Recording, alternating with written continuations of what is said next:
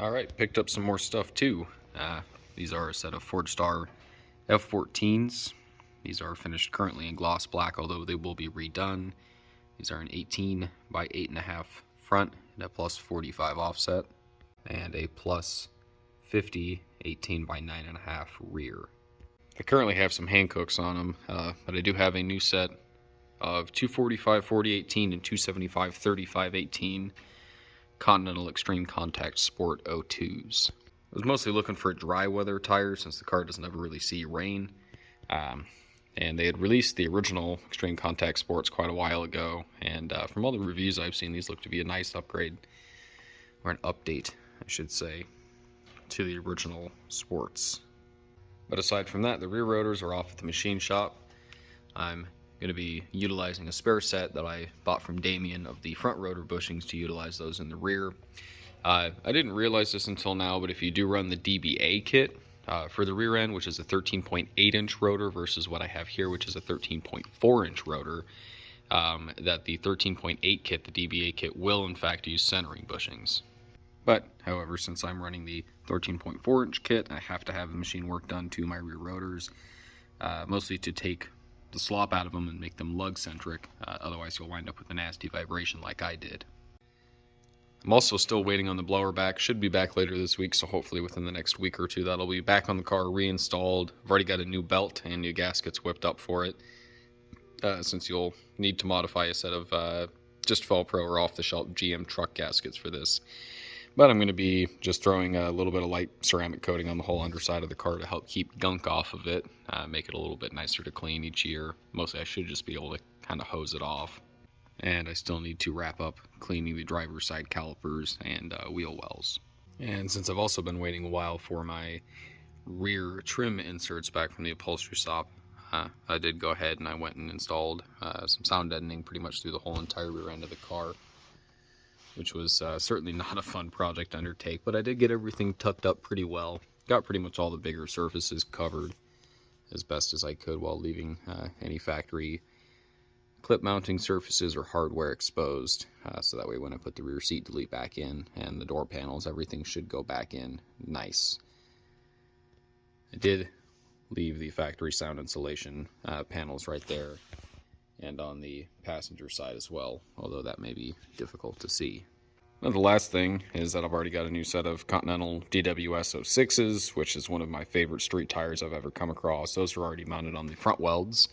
Unfortunately, we did find one really slight bend in one of the outer lips.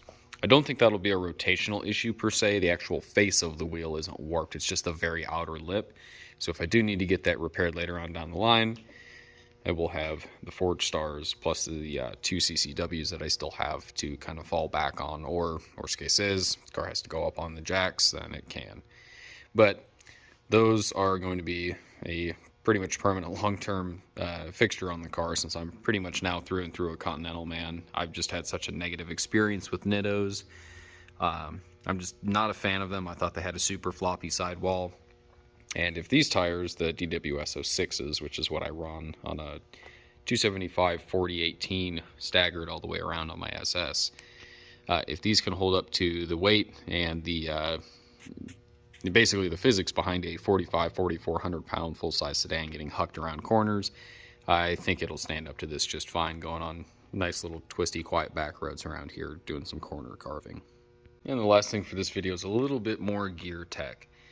So if you recognize this box, this has a set of 323s for an M78 diff. If you have a 2004 to 2006 GTO for the US market, do not buy a set of M78 gears. They physically will not work in our diff. We have a very specific one model only for the US or North American market M80 casing. You will also need a very specific variation of gears for an M80, so we need something called a spigot, S-P-I-G-O-T, a spigot gear. They are still made by Dana, so you can still get them under the Spicer or Dana name. It is an OEM quality strength and OEM quality noise gear, so it'll be much quieter, at least in my opinion, than the motives that we have on the market here currently. But if you do wind up accidentally, like I did in haste, ordering a set of M78 gears, or if you order a set of non-spigot gears and get them all the way here from Australia from Dana, or Difftrans, who is my usual gear supplier. Anything specific to an M80 casing, I usually get through them. You just made a $600 mistake. However, if you are a moron like me, Glenn at Difftrans would be a great person to do work with. He noticed originally that I ordered the M78s, and I believe, correct me if I'm wrong, we had a certain variation of the M78 that these gears would work in the United States, obviously not for the VZ chassis cars, but I think they will work in certain third gens. Correct me if I'm wrong, not a big third gen guy, don't know a whole lot about them. But Glenn noticed that I had ordered a set of 327 M80 gears as a non-spigot gear. And he immediately messaged me and said, hey, I noticed you're doing this. If it's going in this chassis, a VZ in this case, with the VZ specific M80 casing and factory style spigot gear for the pinion flange, then you will not be able to use those. Thankfully, though, that was a no mess, no fuss kind of situation.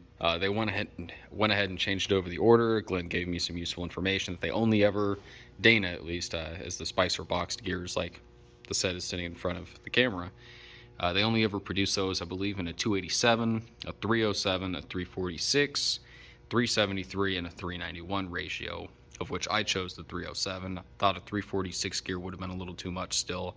I still need a lot of help spreading the torque out, especially since the car is going to be getting turned up here pretty shortly once we get the head unit back reinstalled and the new injectors, and then get the car on the rollers.